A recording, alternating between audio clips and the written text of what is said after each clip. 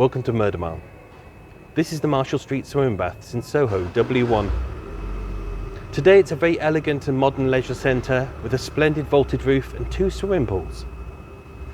Opened in the 1850s, like many pools, the Marshall Street Swimming Baths were where Soho inhabitants would come to get clean in an era before bathrooms were commonplace in most homes. It remained this way through the 1930s.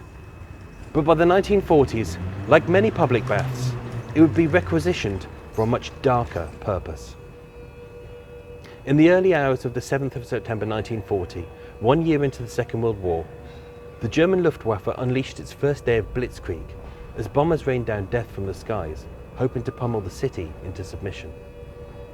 In those first few hours, 430 people were killed and 1,600 were injured. In contrast, in the year preceding, the average yearly death rate in England and Wales was 470 people a year. They had almost exceeded that in a single morning, and the blitzkrieg would continue for 8 months.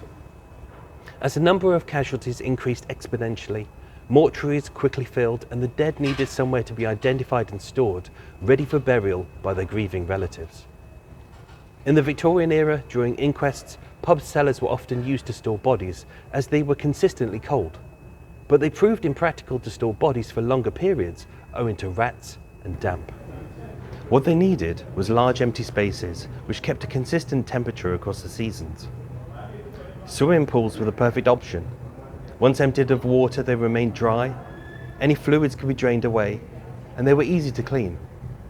And in the case of the Marshall Street Baths, being lined with Sicilian marble, the pools remained cold at 4 to 7 degrees, better than any refrigerator. So the next time you take a swim in your local pool, consider yourself lucky that all you might see bobbing by is a verruca plaster, as decades ago it may have been full of dead bodies. If you like true crime, check out the Murder Mile UK True Crime podcast.